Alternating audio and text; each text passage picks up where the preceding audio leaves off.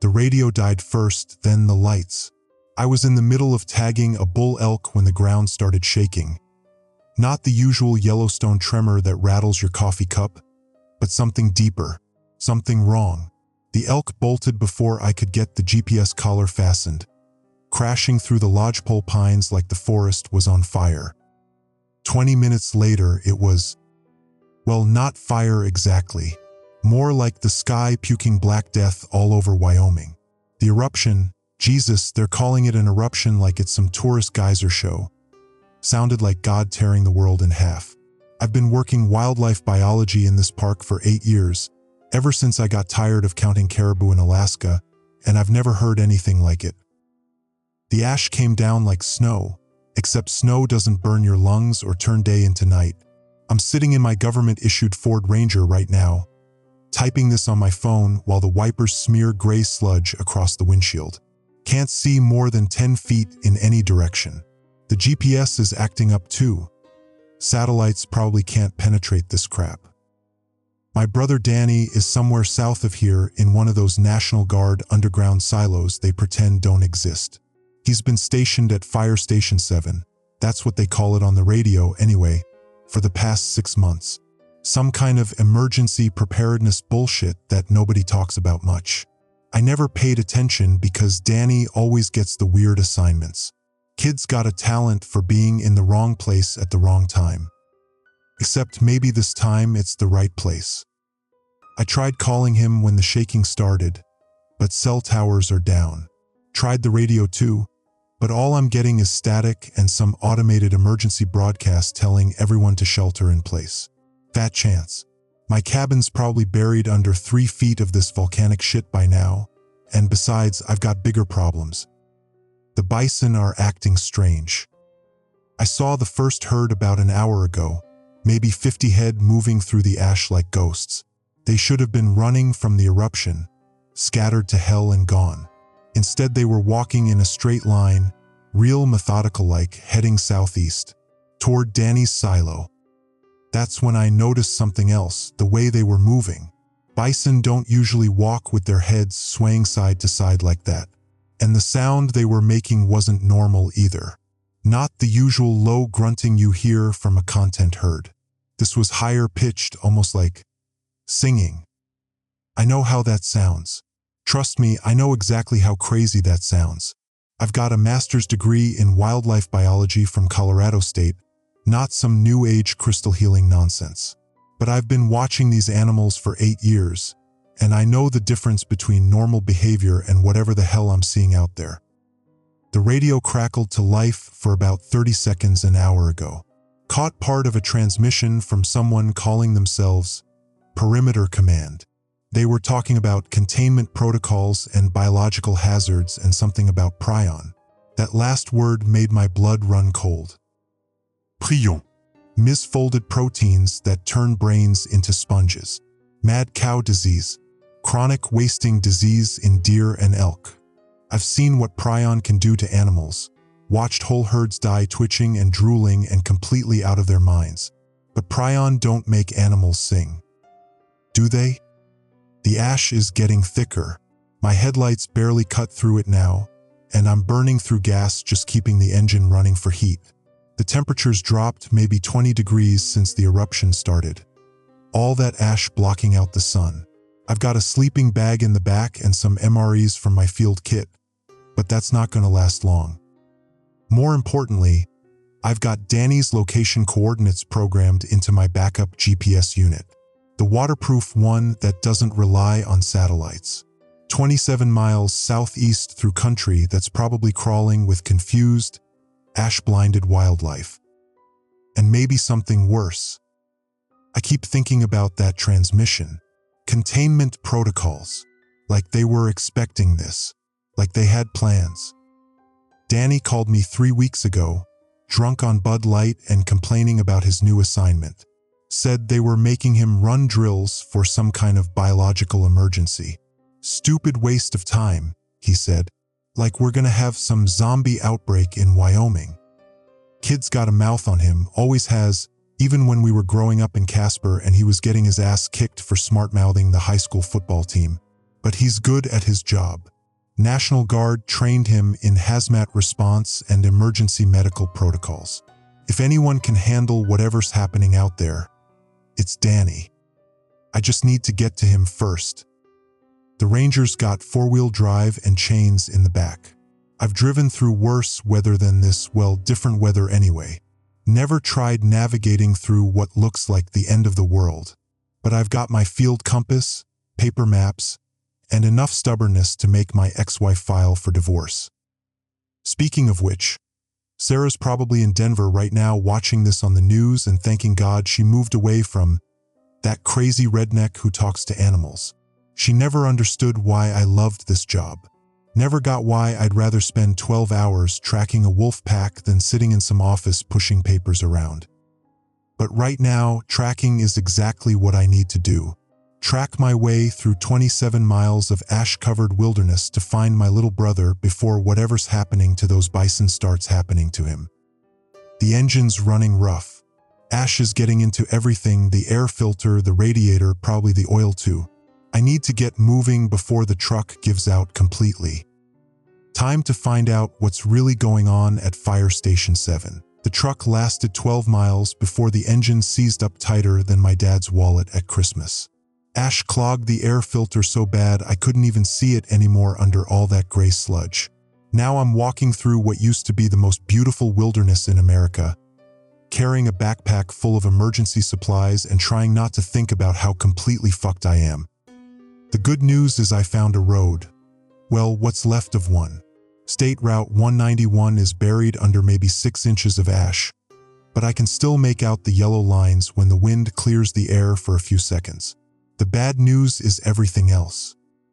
3 hours ago, I met Colonel Sarah Martinez. I was following the road south, using my compass to stay on course, when I heard voices ahead.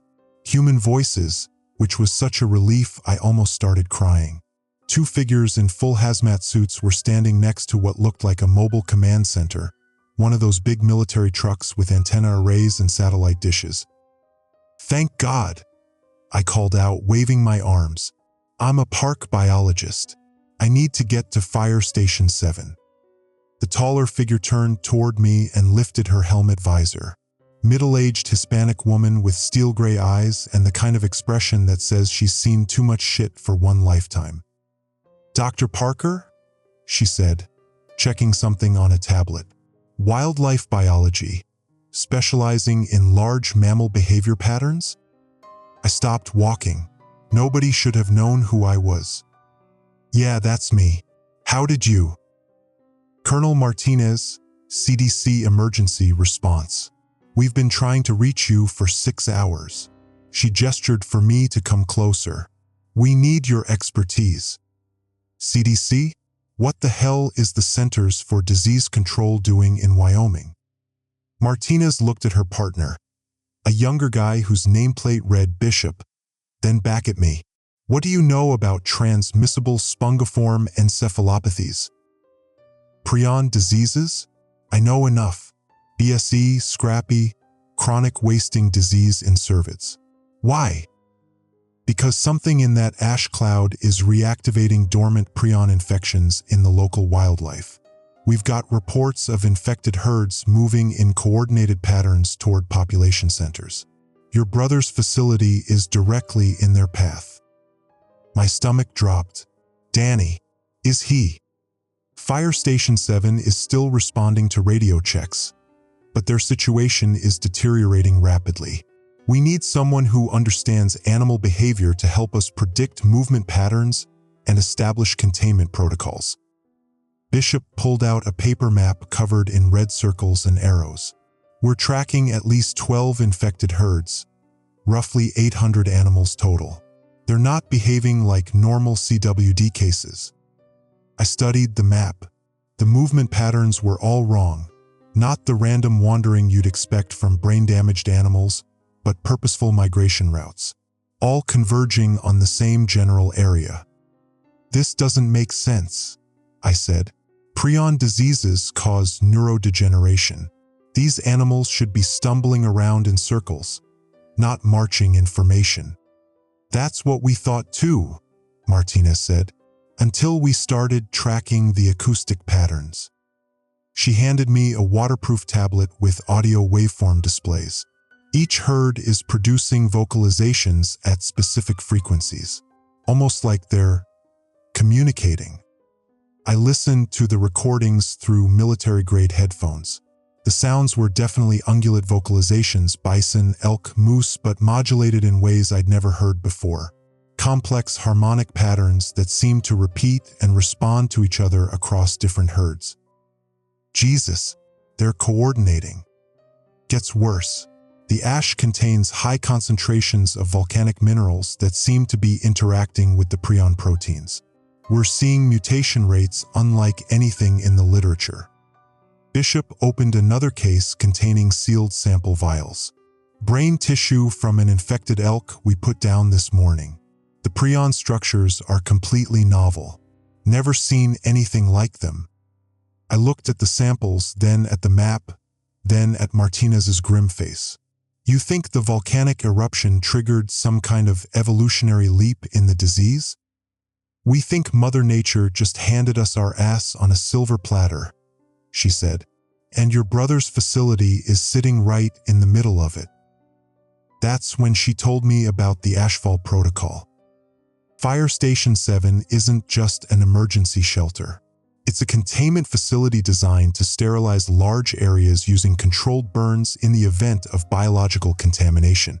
The whole system is automated, keyed to specific threat parameters.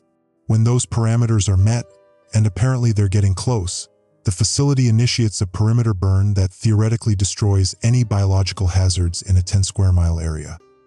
Theoretically, I asked. The system has never been tested under these conditions. We don't know if the fires will be hot enough to denature the mutated prion. And there's another problem. Martinez showed me geological survey data on her tablet. The seismic activity from the eruption has created instabilities in the local magma chambers. A large-scale fire could trigger secondary eruptions. So you're telling me my brother is sitting on top of a bomb that might not even work? I'm telling you we need to evacuate that facility before the protocol activates. But first we need to get through 800 infected animals that are probably going to reach his perimeter within the next 4 hours. Bishop was monitoring radio traffic on a handheld unit. Colonel, we're getting reports of containment failures at Checkpoint 7. The infected herds broke through the eastern barrier. Martinez cursed in Spanish. How many? Entire herd, maybe 200 head, moving at approximately 15 miles per hour. I did the math in my head. They'll reach Fire Station 7 in less than 3 hours. Which is why you're going to help us get there first. Martinez started packing up the command equipment. This vehicle can't navigate the terrain between here and your brother's position. But you know this country. You can guide us on foot. What about the containment protocols? Can't you just call them off? Communications are down. The ash is interfering with everything. Radio, satellite, landline. The facility's operating on automatic systems now. Bishop loaded the last of their gear into military packs. Dr. Parker, we need to move. Now. So now I'm walking through the ash-covered remains of my world with 2 CDC officers, trying to reach my brother before either the infected animals get to him or his own facility burns him alive. The really fucked up part? I keep hearing that singing in the distance, getting closer. And I'm starting to understand the melody. We've been walking for 2 hours and I can hear Danny's voice in my head, complaining about his assignment. They got me babysitting some underground bunker full of fancy equipment that's never going to get used. Turns out Danny was wrong about that last part. Martinez called a halt when we reached the ridge overlooking Fire Station 7. The facility looked like something out of a science fiction movie. A series of reinforced concrete structures built into the hillside, barely visible except for the air intakes and communication arrays. But what caught my attention were the heat signatures Bishop was tracking on his thermal scope. I count approximately 400 animals in a semicircle around the northern approach, he reported. Range, maybe 800 meters and closing. I took the scope and looked for myself. The infected herds were moving in perfect formation, not the chaotic rush you'd expect from panicked animals. Bison, elk, moose, even some deer, all walking together like they were following some invisible conductor. "They're surrounding the facility," I said. "That's not random behavior." Martinez was studying her tablet, cross-referencing seismic data with the facility's automated systems. The Ashfall protocol is designed to activate when three conditions are met: confirmed biological contamination, containment failure, and imminent breach of the secure perimeter. "How imminent?" I asked. "If those animals reach the facility's outer sensors, the system will interpret that as a breach. Countdown starts at 60 minutes. Bishop lowered his binoculars. "And then what?" "The whole mountain goes up in flames." Thermobaric charges placed at strategic points around the facility, designed to create a controlled firestorm hot enough to sterilize everything in a 10-square-mile radius. Martinez paused. "Including us if we're still here." I watched the herds continue their methodical approach. "There's got to be a way to shut it down manually." "Sure."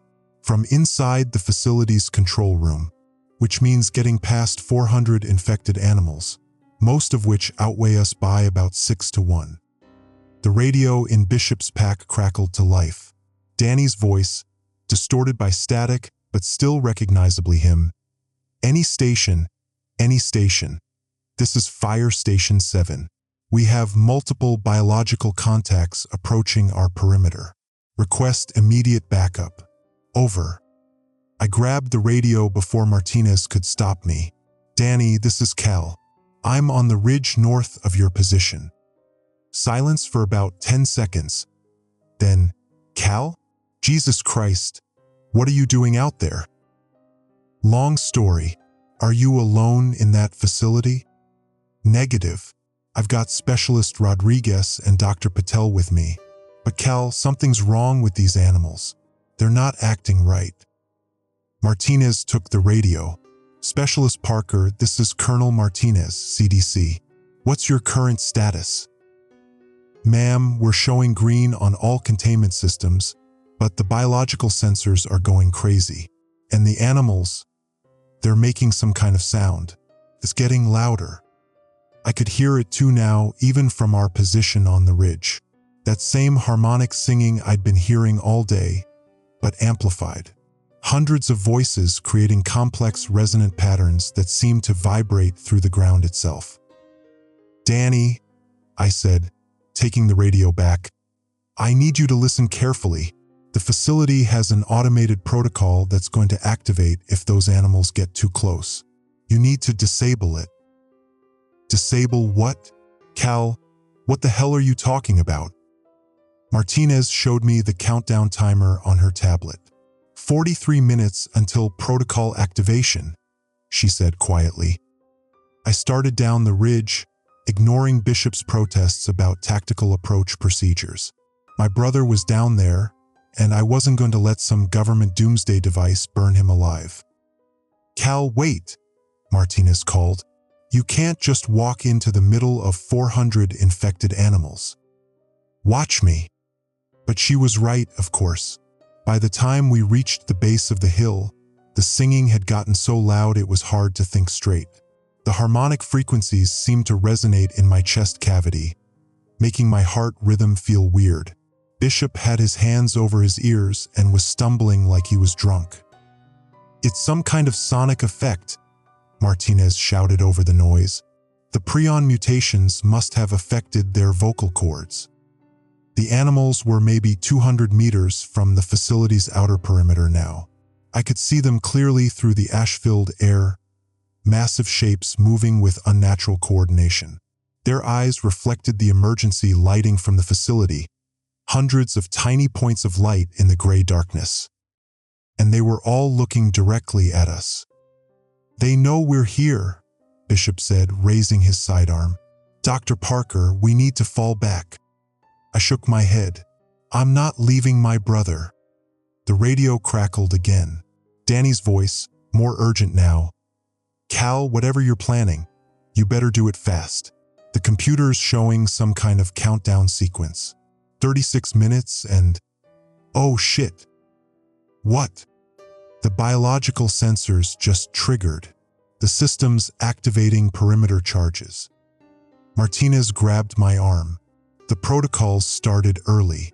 Something about the animal's proximity is accelerating the countdown. I looked at the facility, then at the approaching herds, then at my watch. We had maybe half an hour before the whole area turned into a crematorium. And that's when I realized what I had to do. The animals weren't attacking the facility, they were surrounding it, protecting it maybe. The singing wasn't random noise, it was communication. They were coordinating because something in the ash had given them the ability to coordinate. The prion mutations hadn't just affected their brains, they'd enhanced them. Martinez, I said, what if we've got this backwards? What if they're not trying to breach the facility? What do you mean? What if they're trying to stop the protocol from activating? She stared at me like I'd lost my mind. Dr. Parker, these are infected animals. The prion disease has compromised their neural function. Has it? Or has it enhanced it? You said yourself the mutations are unlike anything in the literature. What if the volcanic minerals didn't just reactivate dormant prion? What if they created something entirely new? The singing was changing now, becoming more complex. Different herds were harmonizing, creating layered melodies that seemed to pulse with meaning. And the animals were slowing down, maintaining their distance from the facility's perimeter.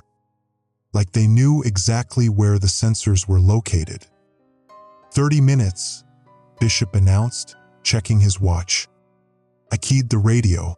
Danny, I'm coming in. Be ready to shut down that countdown. Cal, no, it's too dangerous. Trust me, little brother. I know what I'm doing.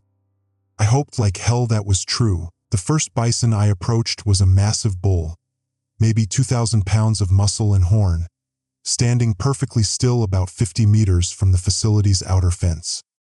His head was swaying in rhythm with the singing, and when I got within 20 feet of him, he turned to look at me with eyes that were completely unnaturally aware. Easy, big guy, I whispered, the way I talked to any wild animal I was trying to approach, but this felt different. This felt like the animal was deciding whether or not to let me pass. Behind me, Martinez was radioing for backup that probably wasn't coming. Bishop had his weapon drawn but wasn't aiming it.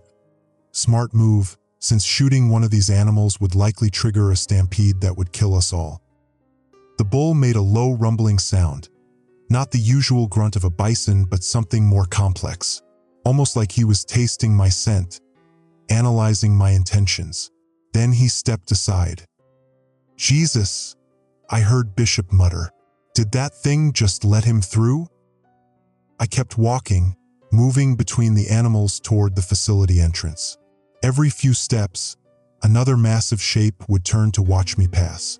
Elk with 12-point antlers that gleamed in the emergency lighting. Moose that stood taller than basketball hoops. A few black bears that had no business being here but were part of the coordinated group anyway. All of them singing, all of them aware. The radio in my hand crackled. Cal, I can see you on the security cameras. What are you doing out there? Having a conversation, I said, which was crazy but felt true. The animals weren't communicating with words, but there was definitely some kind of information exchange happening. I could feel it in the harmonic vibrations, in the way the different herds responded to each other's vocalizations. Conversation with what? Something new. I reached the facility's outer door, a reinforced steel barrier that looked like it could stop a tank. Danny buzzed me through, and I found myself in an airlock system with decontamination protocols that would have been appropriate for handling weaponized anthrax. 22 minutes, Danny said as the inner door opened. He looked exactly like our father at his age. Same stubborn jawline, same tendency to worry about things he couldn't control. Cal, What the hell is happening out there? Evolution, I said, which probably wasn't the answer he was looking for. The facility's control room looked like mission control at NASA. Banks of monitors showing everything from seismic activity to atmospheric composition. 2 other people in military uniforms were monitoring radio frequencies and tracking the biological sensors. Dr. Parker? The older one, Rodriguez, according to his name tag, stood up from his station. Sir, we're showing massive biological contamination readings from the perimeter. Whatever's out there, it's not natural. You're right, I said, studying the readouts. It's better than natural. Danny grabbed my arm. Cal, you're not making sense. These animals are infected with some kind of mutated prion disease. They're dangerous. I pulled up the acoustic analysis data on one of the monitors. The waveform patterns were incredibly complex, far more sophisticated than anything I'd seen in 8 years of studying animal communication. Danny, look at this. These aren't the vocalizations of brain-damaged animals. This is organized, structured communication. 18 minutes, Rodriguez announced. Dr. Patel, a small Indian woman who'd been quietly monitoring biological sensors, looked up from her station. Dr. Parker, I've been analyzing tissue samples from infected animals. The prion structures show unprecedented organization, almost like they're forming neural networks. Networks, distributed processing systems, individual animals functioning as nodes in a larger collective intelligence. I stared at the data. They're not infected, they're connected. The radio crackled with Martinez's voice. Dr. Parker, we're seeing seismic activity increasing. The countdown appears to be triggering micro-eruptions in the local magma chambers. Danny ran to the geological monitoring station. Shit, she's right. The thermobaric charges are designed to create enough heat to trigger secondary eruptions. It's all connected. The containment system was built to use the volcanic activity as an additional sterilization method. 15 minutes, Rodriguez called out. I looked at the countdown timer, then at the monitors showing hundreds of animals surrounding the facility. They weren't trying to breach the perimeter, they were trying to prevent the protocol from activating. Somehow, they understood that the explosions would trigger eruptions that would destroy not just them, but everything in a 50-mile radius, including the millions of people living in the path of a major volcanic event. We have to shut it down, I said. Danny shook his head. I tried. The system's in full automatic mode. Once the biological sensors trigger, only a direct override from CDC Command Authority can stop it. I grabbed the radio. Martinez, we need your authorization codes. Now. Static, then her voice. Dr. Parker, I don't have authorization to override a protocol activation. This is a CDC containment operation. This isn't containment, it's genocide. Those animals aren't trying to spread disease. They're trying to prevent a geological catastrophe. More static, then, even if that's true, how do you know they're right? How do you know they understand the geological risks?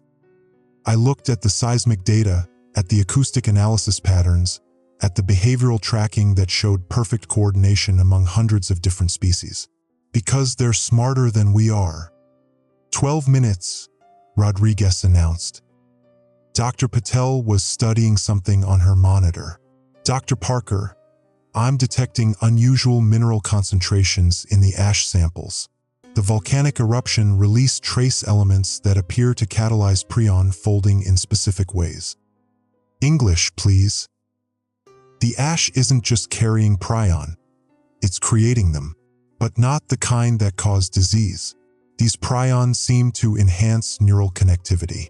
The animals aren't infected, they're evolved. Danny was staring at the countdown timer. Cal, even if you're right about all this, I can't override the system. The authorization has to come from outside. I keyed the radio one more time. Martinez, I need you to trust me. Give me the override codes. Long pause. Then Bishop's voice. Dr. Parker, the animals are moving. They're repositioning around the facility. Through the security cameras, I could see them forming concentric circles around the installation. The singing was getting louder, more complex. They were preparing for something. 9 minutes, Rodriguez said quietly.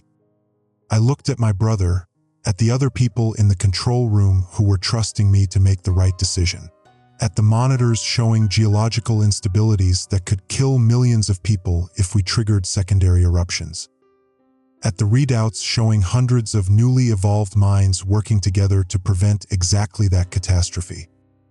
Martinez, I said into the radio, those authorization codes, I need them now. Static. Then, quietly, override sequence Alpha 77 Delta 9er. God help us all. I ran to the control console and started entering the codes. 6 minutes.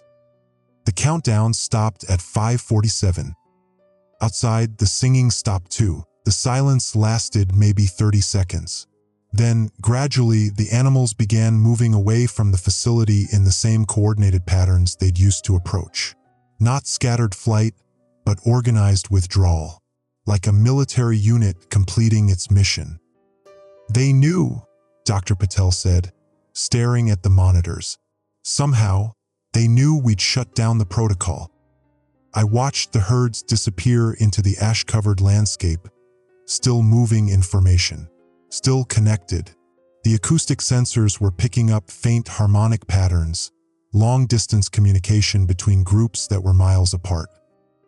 Martinez and Bishop made it inside the facility about an hour later, after the perimeter had cleared. The CDC officer looked like she'd aged 10 years in the past few hours. Seismic activity is decreasing, she reported. Looks like your theory was correct. The volcanic instabilities are stabilizing. Danny was still staring at the biological monitoring equipment. So what happens now? We've got hundreds of evolved animals out there with enhanced intelligence and some kind of collective consciousness. Do we track them? Study them? Try to capture them? We leave them alone, I said. Martinez raised an eyebrow. Dr. Parker, these animals represent an unprecedented evolutionary leap. The scientific implications are exactly why we need to leave them alone. I pulled up the acoustic analysis data on the main screen. Look at these communication patterns. They're more complex than anything we've ever documented in non-human species. These animals have achieved something that took us millions of years to develop, which is collective problem solving, species-wide cooperation.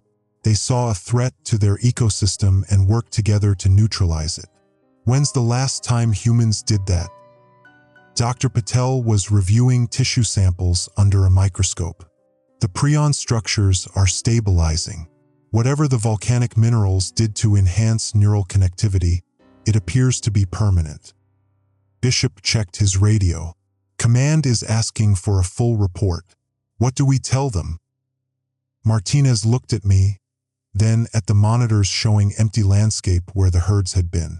We tell them the biological contamination has been contained and the threat neutralized. And the animals? What animals? All the biological sensors are showing normal readings. I looked at my brother, who was grinning for the first time all day. You know this is going to require a lot of paperwork. Yeah, well, I always hated paperwork anyway. 6 months later, I'm back at my job in the park. Officially, the Yellowstone Eruption was a minor geological event that caused some ash fallout and temporary wildlife displacement. The CDC files on the ashfall protocol are classified at a level I probably don't have clearance to know about. But I see them sometimes, the evolved herds, moving through the backcountry in patterns that would make a military strategist jealous. Always coordinated, always purposeful. The singing is quieter now, more subtle. You have to know how to listen for it. Dr. Patel published a paper on novel prion structures in post-volcanic wildlife that got buried in an obscure journal nobody reads. Martinez took early retirement and moved to Florida. Bishop requested a transfer to somewhere that doesn't have large mammals. Danny's still at Fire Station 7, which officially doesn't exist but unofficially monitors the ongoing situation. He calls me every few weeks to report that everything's normal, which we both know isn't true. Normal would be going back to the way things were before. Normal would be animals acting like animals instead of like something better than human. But I've heard the singing. I've seen what collective intelligence looks like when it's not limited by politics or greed or short-term thinking. And I know that whatever those animals became during the ash fall, they're still becoming. Evolution doesn't stop. It just finds new ways to surprise us. Last week, I was tracking a wolf pack in the Lamar Valley when I heard something that made me stop cold.